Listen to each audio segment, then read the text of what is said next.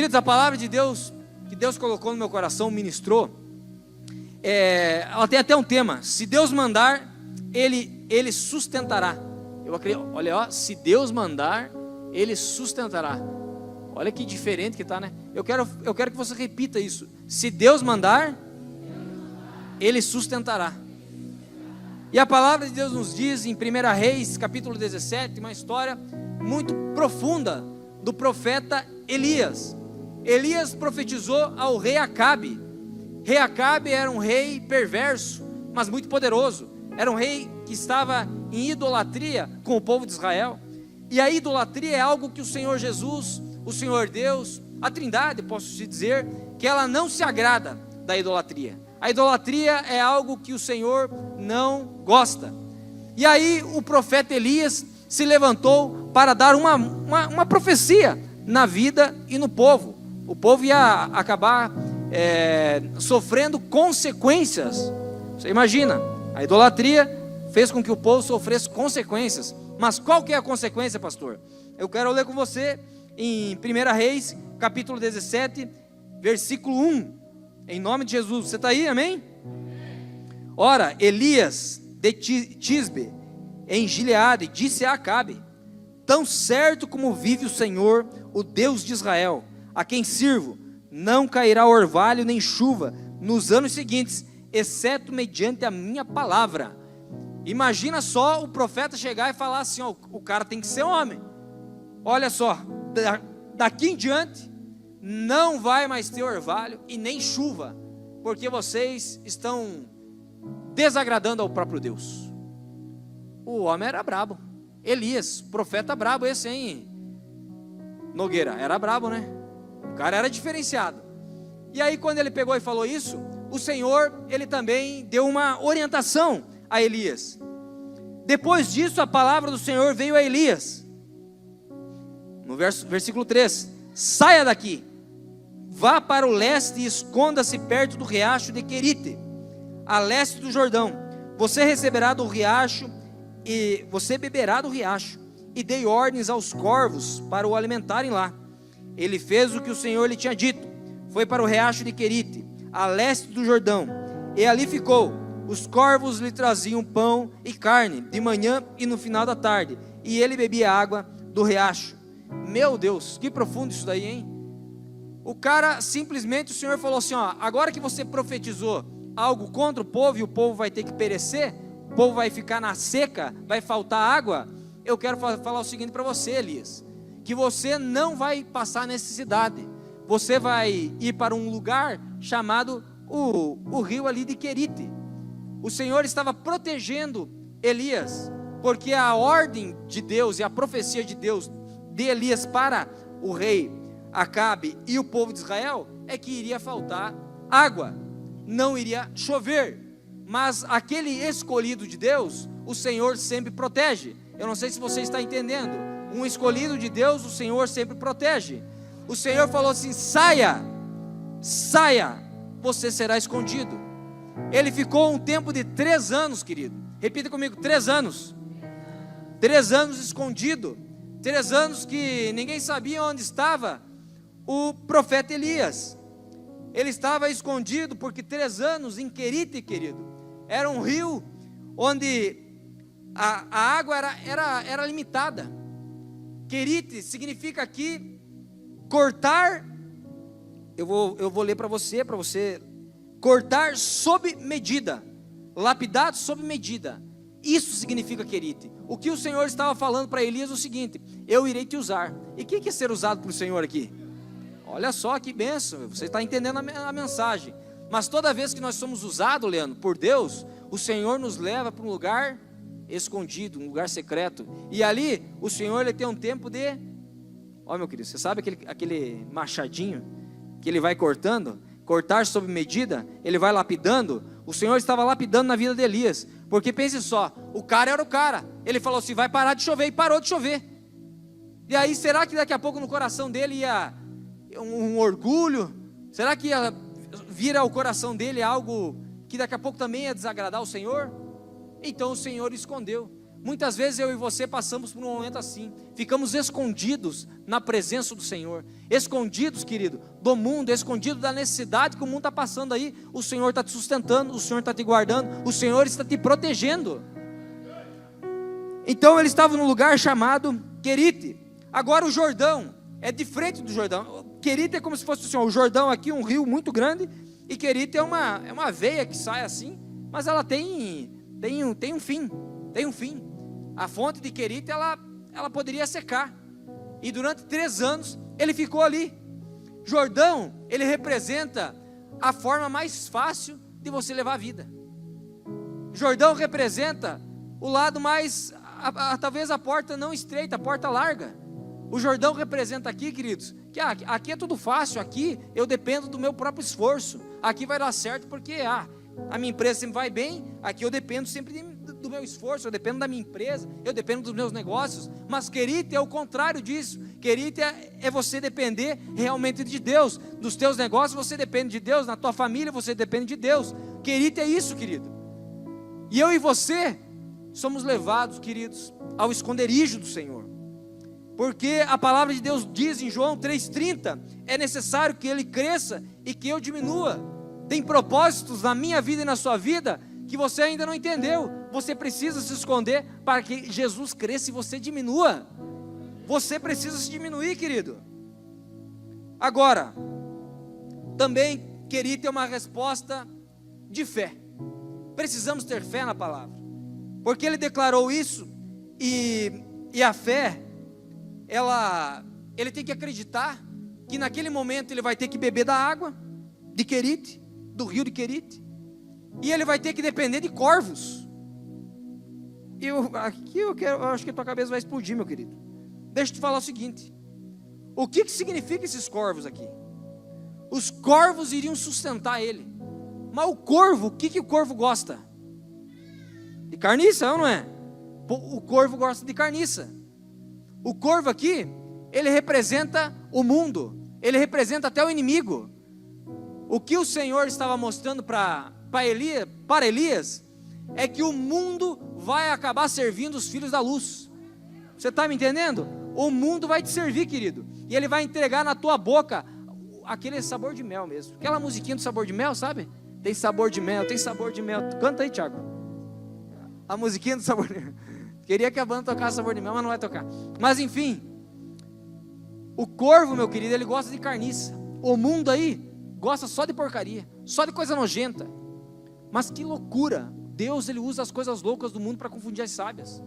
Ele pega e você se coloca num lugar complicado, num lugar apertado, num esconderijo, e aí faz o inimigo te servir.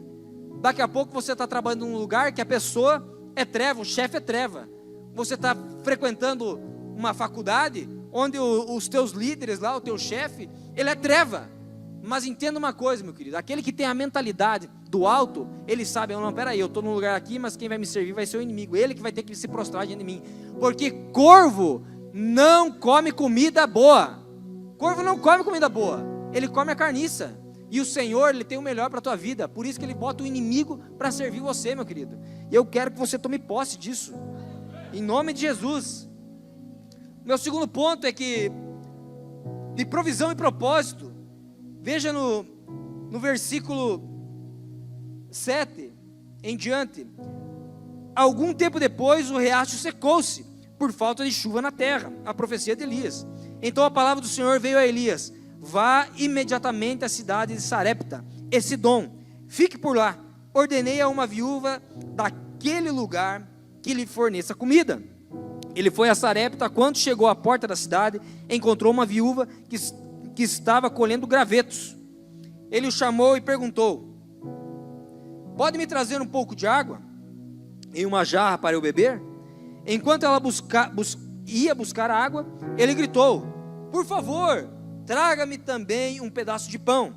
Ela, porém, respondeu: tão certo como vive o Senhor, o teu Deus, não tenho nenhum pedaço de pão, só um punhado de farinha e um cântaro, e um pouco de azeite e uma botija. Estou colhendo 2 gravetos para levar para casa e preparar uma refeição. Depois de comermos, o meu filho e eu morreremos. A viúva nesse tempo, ela estava certa que viúva, ela iria morrer com seu filho, seria a sua última refeição. Mas eu quero dizer uma coisa, querido, quem tem a provisão, quem tem propósito, quem tem a provisão do Senhor, o Senhor sempre irá sustentar. Aquela mulher, ela era a menos favorável daquele lugar, e o Senhor já tinha falado para ela, ó, vai chegar um profeta, um representante de Deus aqui, e as tuas coisas, o que você tem, as tuas primícias, você vai colocar a serviço de Elias. Como que será as nossas primícias, querido? Como que estão as nossas primícias? Será que a gente tem colocado somente o resto do diante de Deus? Será o que sobra a gente tem colocado diante de Deus? Aquela mulher, ela indagou, mas é só isso que eu tenho. E o Senhor profetizou para ela. Vamos lá. No verso 13. Elias, porém, lhe disse: não tenha medo, vá para casa e faça o que eu disse. Primeiro, porém, faça um pequeno pão com o que você tem e traga para mim. Depois, faça algo para você e o seu filho. Pois assim diz o Senhor, o Deus de Israel: a farinha no canto não se acabará, e o azeite da botija não se secará, até o dia que o Senhor fizer chover sobre a terra. Eu quero dizer uma coisa para você: tudo aquilo que você entrega ao Senhor, gera uma recompensa, meu querido. Tudo aquilo que você entrega ao Senhor, gera uma recompensa. Algo já estava declarado, vai ter uma recompensa. Olha para a pessoa que está do teu lado e repita comigo assim: já está ordenado. Já está ordenado ao teu respeito, meu querido. O mundo espiritual já está trabalhando a seu favor. Aquela mulher só tinha aquilo, meus queridos, mas ela decidiu entregar ao profeta. Era a própria representação de Deus. E ela falou o seguinte para ele: não temas. Ele falou para ela: não temas, vai e faça. Eu e você às vezes temos dificuldade de pegar e receber a palavra, uma ordem do Senhor, uma orientação. Você pede para Deus falar com você, Deus fala, aí a ordem é vai e faça. Você fica pensando: mas não sei, estou com medo, não sei se vai dar certo. Aonde que está a tua fé? Onde que está a tua fé, meu querido? O céu já está ordenando a teu respeito. A provisão vai vir, a provisão vai vir. As premissas que aquela mulher entregou para Elias tinham um propósito, porque mais à frente, queridos, algo muito trágico aconteceu com ela, e você talvez já conheça a história. Eu quero falar algo para você. A tua realidade não anula o que Deus já decidiu fazer. A palavra de Deus que muda a sua realidade. Você pode estar passando a pior dificuldade da tua vida. Isso aí não vai mudar Deus. Não vai mudar Deus. É o Senhor que vai mudar a tua história. Não é você que vai mudar a história de Deus. Você tem que confiar, meu querido. Você tem que confiar em nome de Jesus. Vamos mais à frente. O Senhor declarou para ela, no versículo 16: a farinha do cântaro não se acabou, e o azeite da botija não se secou. Eu estou lendo no versículo certo, amém, em nome de Jesus. Eu quero dizer uma coisa para você, o meu quarto ponto: toda entrega gera recompensa. Repita comigo: toda entrega gera recompensa. Sabe por que gera uma recompensa? Porque a palavra de Deus também nos diz em Mateus 6,33, nos dias de hoje: buscai em primeiro lugar o reino de Deus e a sua justiça, e as demais coisas vos serão acrescentadas. O que ela estava falando ali, ela estava buscando as coisas do reino de Deus. Ela estava buscando a necessidade de um profeta, um representante de Deus aqui na terra. E aí por isso, tudo que ela estava entregando iria gerar uma recompensa. E ela é aprovada. Ela é aprovada em primeiro lugar na fé, porque no início ela teve que entregar o seu alimento. E que difícil, era só isso que ela tinha. Mas ela teve que se entregar o alimento. E somente depois que ela entregou, a Bíblia diz que não faltou mais azeite na botija dela, não faltou mais a farinha na casa dela. E não só ela pôde comer, mas como todos os familiares. Você está me entendendo? Então a primeira prova é a fé. A segunda prova, querido, a segunda prova de fé é crer que a enfermidade que estava assolando a casa dela, que era o seu próprio filho, vamos ler no 18. Opa,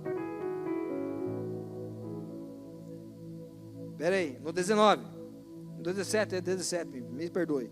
Depois disso, adoeceu o filho da mulher da dona da casa. A sua doença se agravou tanto que ele morreu.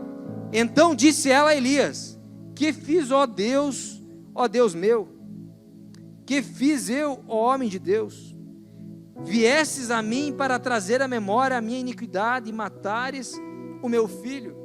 O que ela estava fazendo, meu querido, é algo que acontece muito nos nossos dias, que vem uma condenação na nossa mente de tudo aquilo que nós entregamos, e a coisa começa a não dar certo.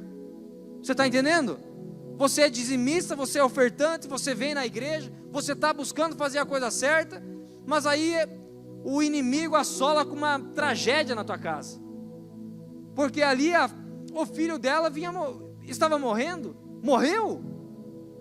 E às vezes nós começamos a lembrar: mas Senhor, será que foi por causa do meu pecado que veio essa destruição? Será que foi por causa do meu pecado, do que eu fiz no ano passado? Mas eu me arrependi, Jesus. O inimigo, ele está aqui tentando acusar na tua cabeça. Ele busca acusar na tua cabeça, querido. Ei, você não é merecedor. Ei, as coisas não estão dando certo. Eu estou dando risada de você porque você está dizimando e as coisas não estão dando certo. Eu estou dando risada de você porque tu está vindo na igreja e não está dando certo. Nós somos provados, meus queridos, mediante a fé. Aonde que está a nossa fé? Como que está a nossa fé? As coisas estão dando errado, você começa a fraquejar. As coisas estão dando errado, você começa a desistir. Aonde que está a sua fé? Aonde que está a nossa fé? Ela não estava no tempo da graça. Eu e você estamos. Romanos 8:1. Coloca aí, fazendo um favor, Romanos 8:1. Eu acabei de citar ele aqui antes. Não há, portanto, agora, se já não há condenação para aqueles que estão em Cristo Jesus. Quem está em Cristo Jesus aqui, querido? Amém. Então não há mais condenação. Não tem por que você ficar pensando no teu passado, querido. O teu passado, ele está cicatrizado. Quem tem uma cicatriz assim num corte? Quem tem aqui? Eu era muito pequeno, querido. Nós estávamos passando por um riacho, eu e minha mãe. Na verdade era uma valeta, né? Riacho, eu estou sendo muito bonzinho com a valeta. E aí tinha uma tábua. E aquela, olha só para vocês entenderem. Ela estava na frente e eu atrás. E eu era menor. Quando ela pisou na ponta da tábua, a tábua levantou lá na frente, né? Levantou, beleza, mas ela deu o segundo passo, baixou e tal. E quando ela pisou lá na frente, eu que estava aqui atrás, fui bonitão, né? Em vez de colar na mãe, pisei aqui, imagina, levantou aquela tábua, eu caí dentro da valeta. Olha que tragédia, né? Naquilo que caiu a tragédia, é eu, né? Caiu o peso, né? O peso vivo. A tragédia, Deus me livre. Aí eu caí, Nogueira, caí aqui, ó, tem um corte aqui, ó, depois você vem aqui e toca aqui. Você toca aqui para você ver. Cortou meu braço, gente, porque pegou bem um vidro de uma garrafa de refrigerante, pegou o vidro assim e cortou meu braço. Eu lembro que eu via gordura assim na minha pele. Eu lembro como se fosse hoje, gente. Eu era muito pequenininho, eu acho que eu tinha uns 4, 5 anos. Minha memória eu acho que é boa. Não sei se você lembra dos teus 4 anos aí, quem lembra? Não sei não, varão. Vou começar a pedir, o que você lembra dos 4 anos? Pastor, eu acho que eu só choro e incomodação. Aí o que acontece? Caí, minha mãe me levou para o hospital e tal, caí naquela valeta, né? E aí eu lembro que eu fiquei enfaixado por muito tempo. O Ralph ainda não era nem nascido, meu irmão. E aí eu lembro que eu tinha que trocar o ferimento aqui, até o momento, pastor, que os pontos que fizeram lá no hospital, e eu lembro que eu não chorei. Mentira, pastor, não pode mentir no público, né? Você já se cortou, Leandro? Não? Que bom, né? Quem já se cortou aqui, queridos? Alguns, né? Dói ou não dói? Ali, ó, tem uma pessoa falando a verdade, dói mesmo. Aí o que acontece? Peguei, tirei os pontos, passou um tempo, a cicatriz já não estava mais doendo, pastor, porque ficou só na memória. Hoje eu coloco a mão aqui e fica na memória. Aquele pecado que você cometeu há 1 ano atrás, aquele pecado que você cometeu ontem, se você se arrepender hoje, ou se você já se arrependeu, fica no passado, querido. O Senhor, Ele não vai ficar te acusando. Quem te acusa é o inimigo. E ele estava ali acusando aquela mulher, aquela viúva. Imagina, ela estava com a vida destruída, ainda que o profeta de Deus estava na casa dela. Então o pecado na nossa mente, ele tem que ser uma lembrança para que eu não volte mais naquela valeta, para que eu não pise mais naquela tábua, para que eu não repita os mesmos erros. Você está me entendendo? Então ele vai ser uma lembrança, mas isso não pode me fazer voltar para aquele lugar. Não pode mais voltar para aquele lugar. Você vai encostar, você vai lembrar, mas não pode mais te trazer dor. Amém, queridos? O meu último ponto é que o profeta, ele pegou aquele menino no versículo 19. Olha o que ele fez. Ele lhe disse: dá-me o teu filho. Tomou-o dos braços dela e o levou para cima, ao quarto, onde ele mesmo se hospedava, e o deitou em sua cama. O que aconteceu aqui? Você lembra daquela primícia que ela entregou para Elias? Quem lembra? A farinha, a água. Ela serviu ele, fez um bolo, serviu ele. Quando você está trazendo aqui, querido, a sua primícia, o seu dízimo, a sua oferta, muitas coisas lá na frente já estão sendo supridas. Não, eu acho que você não entendeu. Quando você traz aqui o seu dízimo, a sua oferta, quando você dedica o seu tempo aqui para o Senhor, tem coisas lá na frente, lá no mês de janeiro, lá no mês de 2020, no ano de 2024, que já está sendo cumprido. O Senhor já está sustentando a sua vida lá. Aí o que acontece? Elias pegou o menino, está morto, ela está triste. Elias pegou o menino, deixa para mim, espera aí, eu sou um representante de Deus aqui. Você dentro da tua casa, você é um representante de Deus. Não, eu acho que estou falando para uma igreja, eu não sei, vamos de novo. Você dentro da tua casa, você é um representante de Deus. Aleluia, agora você entendeu. Elias pegou o menino e levou para cima. Existia um quarto em cima. Mas o que isso me representa, pastor? Diga, o que representa, pastor? É um lugar de intimidade. Um quarto. Um quarto é um lugar de intimidade. Um quarto é um lugar de descanso. Um quarto é um lugar secreto. É um lugar que você rasga o coração para Deus. É um lugar de milagre. O quarto é um lugar onde as coisas que você precisa falar para o Senhor, não fala para o teu amigo não. Não sai na rede social já postando, porque o Senhor é comigo, e com o coração todo acabado. Não posta. Fica um pouco escondido. Fica no teu esconderijo. Deixa o Senhor, sabe, sob a medida, Ele trabalhar no teu coração. Mateus 6,6, o que fala Mateus 6,6? Coloca aí Mateus 6,6. Olha aí, pastor, o senhor já sabe. Mas quando você orar, vá para o seu quarto, feche a porta e ore em seu pai, que está em secreto. Então seu pai que vem em secreto o recompensará. Elias estava levando ele para onde? Para um lugar secreto, onde somente ele, o pai e o menino ia ter um milagre aí. Ele ministrou na vida daquele menino 3 vezes. Repita comigo, 3 vezes. Ele ministrou sobre o corpo, sobre a alma e sobre o espírito. 3 vezes, querido, representa o Pai, o Filho e o Espírito Santo. 3 vezes representa o primeiro dia da morte, o segundo dia do sábado e o terceiro dia da ressurreição. 3 vezes, meu Deus, se eu fosse você eu aplaudia Jesus. Aquilo que aquela viúva entregou como primícia, você está tendo a oportunidade hoje de entregar a sua primícia aqui. A sua primícia não é só o teu dinheiro, não é só a tua oferta alçada, é o seu tempo. A tua primícia, meu querido, para o ano que está se iniciando, pense comigo, eu vou entregar por primeiro, eu vou consagrar o meu ano. Entrega tudo. Ela entregou aquela primícia e aquela entrega gerou recompensa, pois existia alguém de Deus na vida dela. Foi aí que ele ministrou sobre a vida do menino e falou: Senhor, faça com que esse menino volte à vida, faça com que ele volte à vida. Eu não sei quais são os seus sonhos que talvez estejam mortos, eu não sei quais são os planos que talvez estejam mortos, querido.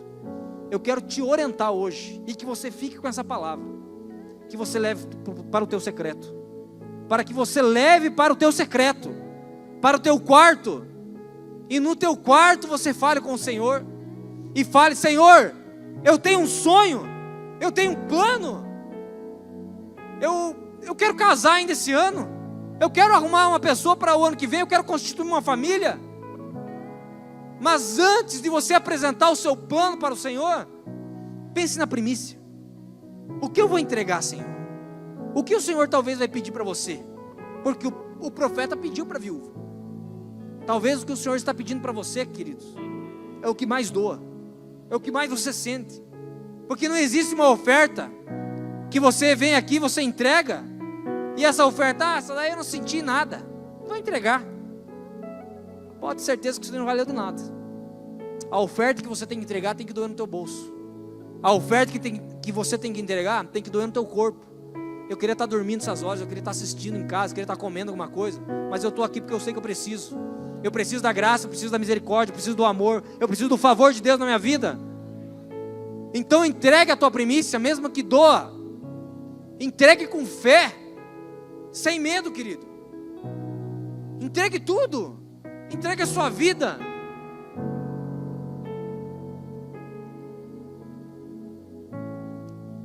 Aleluia. Você está aí, meu? Em nome de Jesus. Eu quero convidar você a ficar de pé. Em nome de Jesus. Aquela entrega, ela gerou uma recompensa. O filho dela viveu. Depois de um tempo, sim, a chuva voltou. Muitas coisas ainda aconteceram, com o profeta Elias, o rei Acabe, muitas coisas.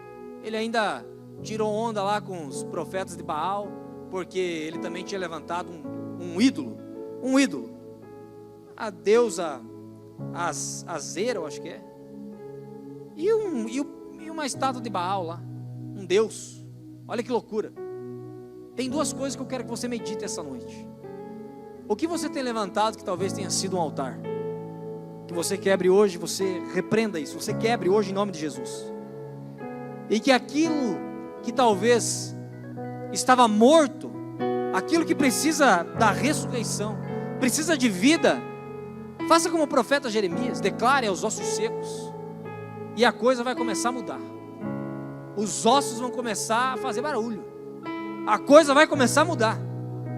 Você não vai acabar o ano da mesma forma, querido. Esse ano ainda não acabou e tem coisas para Deus fazer na sua vida. Ou tu acha que o Deus é o Deus que fica esperando o dia 31 passar. Não, Ele pode fazer agora na tua vida. Ele pode fazer essa semana na sua vida. Mas qual que é o Deus que você levantou que precisa ser destronado? Será que você está no tempo de ser escondido? Ou você está no tempo que você tem que apresentar ao Senhor os seus sonhos, para que volte à vida? Precisa somente de três dias. Precisa somente de 3 coisas. Você precisa do Pai, do Filho e do Espírito Santo. Sabe por que o profeta ficou 3 anos? Me pergunta, por quê, pastor? Não, pergunta de novo, que tem poucas pessoas que querem saber. Sabe por que o profeta ficou 3 anos lá em Querite? 3 anos é o tempo da videira, é o tempo da uva vir um bom fruto. O tempo certo da videira gerar um fruto é 3 anos. 3 anos, querido. Às vezes você está se perguntando, mas Senhor, eu estou falando de Jesus, parece que eu não estou vendo fruto. Ei, calma aí, 3 anos. 3 anos para vir um bom fruto. Hoje pode ser que os caras pegam e vão acelerando muito o processo aí. Hoje tem isso. Mas a criação, o propósito é 3 anos. 3 anos para vir um bom fruto. Tem coisas na tua vida que pode ser que dure 3 anos para acontecer. Tem coisas na tua vida que pode ser que dure 1 ano. Pode ser que dure um ciclo como 21 dias. Ou um ciclo de 7 dias. 7 dias. É ou não é? Uma semana, 7 dias. Pode ser que dure 24 horas. Como pode ser que seja agora. Vai depender da sua fé, querido. Vai depender da sua fé. Eu quero que você feche os olhos. Que você apresente a Deus aquilo que é um ídolo, você vai destronar hoje, e tu não vai mais se relacionar com isso. O que é um ídolo, pastor? É tudo aquilo que tira o lugar de Deus no seu coração. Será que é a bebida? Meu Deus, agora eu falei. Será que é a pornografia? Será que é a traição? Será que você está sendo fiel à sua casa? Será que é o tempo que você não tem entregado direito ao Senhor? O que você tem roubado dele que tem se tornado um ídolo? Mas pastor, está tudo certo na minha vida. Mas parece, pastor, que algumas coisas estão mortas. Apresente ao Senhor, querido. Apresente ao Senhor. Senhor, eu entrego a Ti, Senhor. Hoje você não precisa de um profeta como Elias, querido. Você é o próprio profeta da sua casa. Você pode declarar a vida na sua casa. A Bíblia diz, em João 10:10, que o inimigo veio para matar, roubar e destruir. Mas o Senhor Jesus, que é todo poderoso, Ele veio para dar vida e vida em abundância. Começa a declarar a vida nos teus sonhos. Começa a declarar a vida no teu casamento, que você ainda vai, você está com a aliança pronta. Começa a declarar a vida naquele projeto da tua casa que ainda não saiu do papel, e que você precisa de uma construtora. Aquele terreno que você tanto passa na frente e você queria comprar, mas parece impossível. Começa a declarar a vida na tua empresa. Pastor, eu queria aumentar o meu leque de clientes. Começa a declarar a vida agora. Você é o próprio profeta da tua casa, meu querido. Você está no tempo da graça. Declare. Começa a declarar a vida sobre a sua família. Se precisa ter salvação para a tua casa, em nome de Jesus. Em nome de Jesus. Declare, querido, em nome de Jesus.